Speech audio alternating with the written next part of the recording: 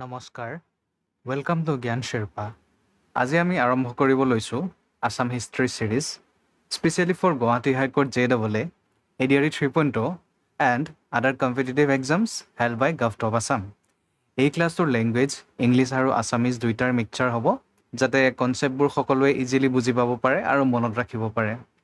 আজি আমাৰ টপিক হৈছে হিষ্ট্ৰী অফ এনচিয়েণ্ট আছাম, য'ত আমি কাভাৰ কৰিম প্ৰাগজ্যোতিষপুৰ আৰু কামৰূপৰ origin, ancient divisions plus prehistoric ডাইনেষ্টিছবোৰ, যিবোৰ আমাৰ এক্সামবোৰত প্ৰায় সুধি থকা দেখা যায়। আৰু ক্লাছটোৰ ফৰ্মেট আমাৰ MCQ বেছড হ'ব, গতিকে আপোনালোকে ট্ৰাই কৰিব MCQবিলাক এনচাৰটো ৰিভিল কৰাৰ আগতে এটেম্প কৰিবলৈ। আৰু প্ৰতিটো MCQৰ লগতে আমি চেষ্টা কৰিম ৰিলিভেণ্ট কিছুমান নোটছ দি যাবলৈ, যাতে আপোনাৰ এক্সাম পইণ্ট অফ ভিউৰ পৰা সেই নোটখিনিয়ে সহায় কৰে। গতিকে আহক ক্লাছটো আৰম্ভ কৰোঁ। First question, which ancient text from Assam suggest the origin of the name Pragjyotishpur? অসমৰ কোন প্ৰাচীন গ্ৰন্থত প্ৰাগজ্যোতিষপুৰ নামটোৰ উৎপত্তিৰ কথা কোৱা হৈছে? ইয়াত আমাৰ অপশ্যন আছে। অপশ্যন A যোগিনী তন্ত্ৰ, B হৰগৌৰী সংবাদ, C কালিকা পুৰাণ, D গৰুড় পুৰাণ। উত্তৰটো জানিলে আমাৰ কমেণ্ট ছেকশ্যনত লিখি আমাক জনাব। চাই লওঁ আহক এনচাৰটো। The correct answer is option C Kalika Purana. Kalika পুৰাণত আমি প্ৰাগজ্যোতিষপুৰ নামটোৰ উৎপত্তিৰ কথা জানিবলৈ পাওঁ। দুটামান important notes from exam point of view.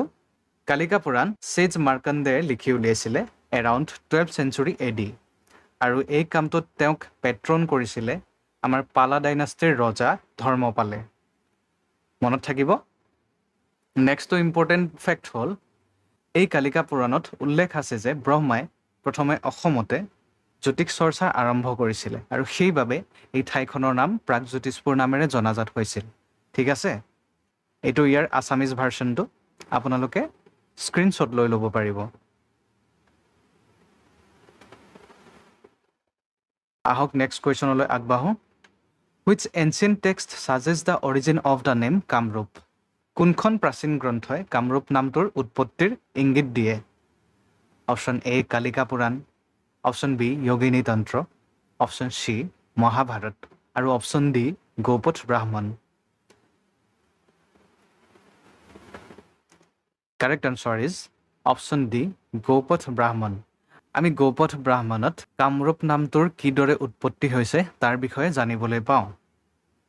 এটা ইম্পৰ্টেণ্ট ফেক্ট হ'ল, গৌপথ ব্ৰাহ্মণত মেনশ্যন আছে কিদৰে কামদেৱে মহাদেৱৰ অভিশাপত ভস্মীভূত হৈছিলে আৰু পিছলৈ পুনৰ্জন্ম পাইছিলে, আৰু কোৱা হয় যে কামদেৱে অসমতে পুনৰ্জন্ম লাভ কৰিছিলে, সেইবাবে এই ঠাইখনৰ নাম কামৰূপ নামেৰে জনাজাত হৈছিলে।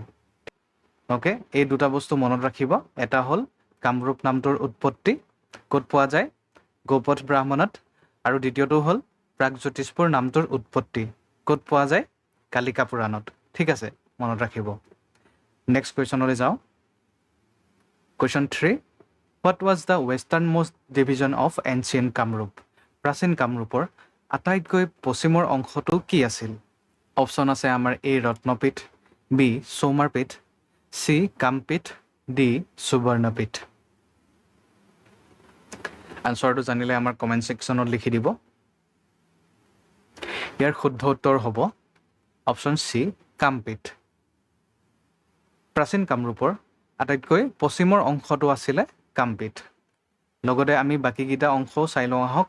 প্ৰাচীন কামৰূপক 4টা ভাগত ভাগ কৰা হৈছিল। ঠিক আছে, আৰু একেবাৰে পশ্চিম অংশটো আমি এইমাত্ৰ পালোঁ কামপীঠ, তাৰপিছত আছিল ৰত্নপীঠ, তাৰপিছত সুবৰ্ণপীঠ, আৰু একেবাৰে পূব দিশত আছিল চৌমাৰপীঠ। ঠিক আছে, এটা ৱেষ্টাৰ্ণ মোষ্ট কামপীঠ আৰু ইষ্টাৰ্ণ মোষ্টটো হ'ল চৌমাৰপীঠ, মনত ৰাখিব। আৰু ইয়াৰ বিষয়ে আমি যোগিনী তন্ত্ৰ বা হৰগৌৰী সংবাদ এইবিলাক কিতাপত উল্লেখ পাওঁ। অসমীয়া মাধ্যমৰখিনিয়ে স্ক্ৰীনশ্বট লৈ ল'ব, বা আপোনালোকে ভিডিঅ'টো আৰম্ভ কৰোঁতে পেন পেপাৰ লৈ বহি যাব, একেবাৰে লিখি গ'লে আপোনালোকৰ ক্লিয়াৰ হৈ থাকিব। Next, who was the earliest known king of Pragjyotishpur? প্ৰাগজ্যোতিষপুৰৰ আটাইতকৈ পুৰণি ৰজাজন কোন আছিল? Option A Narakasur, option B Mahiranga Danav, option C Bhaskar Varman, option D none of these. এই কুৱেশ্যনটোৰ এনচাৰ আপোনালোকে হয়তো বহুতে জানিব। কুৱেশ্যনটো প্ৰায় এক্সামত সোধা দেখা যায়। ইয়াৰ উত্তৰ হ'ল অপশ্যন বি মহিৰংগ দানৱ। মহিৰংগ দানৱ অসমৰ আটাইতকৈ প্ৰাচীন ৰজাজন আছিল বুলি জনা যায়। চাই লওঁ আহক কেইটামান important fact from exam point of view. Mahiranga Danav ডাইনেষ্টিৰ ফাউণ্ডাৰ আছিল। তেওঁৰ কেপিটেল আছিল মৈৰাংকট। ইয়াত আমি দানৱ ডাইনেষ্টিৰ পিছৰ ৰুলাৰখিনিৰ কথাও আমি মেনশ্যন কৰি দিছোঁ। আপোনালোকে একেবাৰে লাষ্টৰজনৰ নাম মনত ৰাখিলেও হ'ব। লাষ্টৰজন হৈছে ঘটকাসুৰ। ঠিক আছে, একেবাৰে প্ৰথমজন কোন আছিল? Mahiranga Danav. Okay, next, who killed Ghatakasur to establish the Bhauma dynasty? কোনে ঘটকাসুৰক হত্যা কৰি ভৌম ৰাজবংশ প্ৰতিষ্ঠা কৰিছিল? অপশ্যনবোৰ চাই ল'ব। A Narakasur, B lord Krishna, C Bhaskar Varman, D none of দিছ।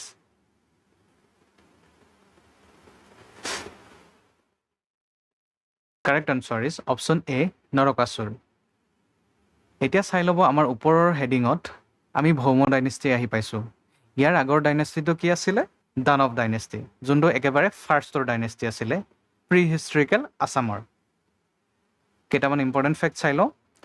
এই ভৌম ডাইনেষ্টিটো হ'ল অসমৰ second known prehistoric dynasty. ঠিক আছে, আৰু এটা ইম্পৰ্টেণ্ট ফেক্ট হ'ল নৰকাসুৰে আমাৰ নীলাচল পাহাৰ আৰু কামাখ্যা মন্দিৰটো সজাইছিল বুলি কোৱা হয়। আৰু বিষ্ণু পুৰাণত উল্লেখ আছে যে নৰকাসুৰৰ এজন ফেমাছ সেনাপতি আছিল আৰু তেওঁৰ নামটো আছিল মুৰু।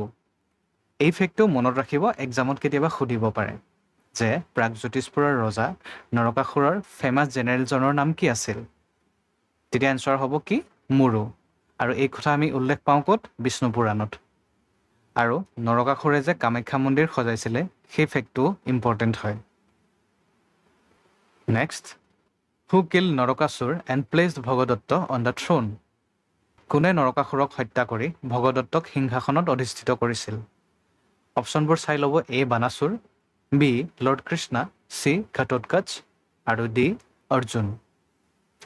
ইয়াৰ কাৰেক্ট এনচাৰটো হ'ব অপশ্যন বি লৰ্ড কৃষ্ণা।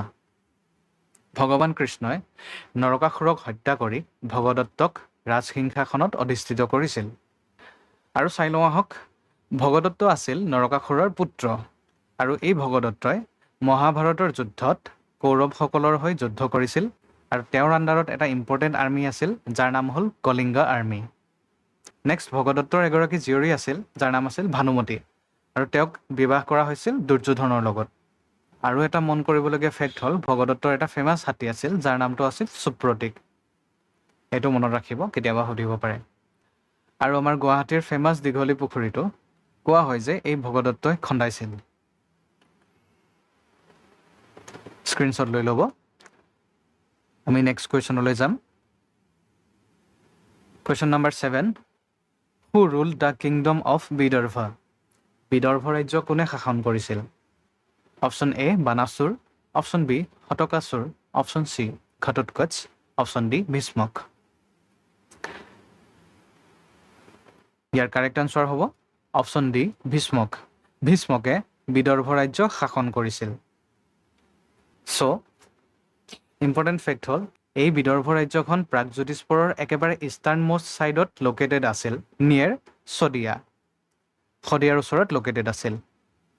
আৰু ইয়াৰ কেপিটেল আছিল কুন্দিন।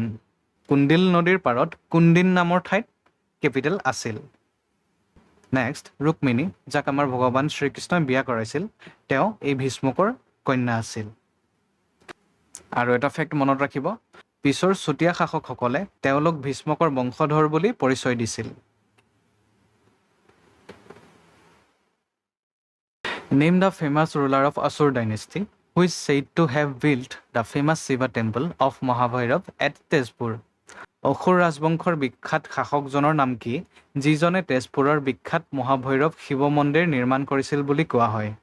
Option A Banasur, B Ghatakasur, C Narakasur, D Bhishmak. ইয়াত আপোনালোকক এটা ট্ৰিক মই শিকাবলৈ বিচাৰিম।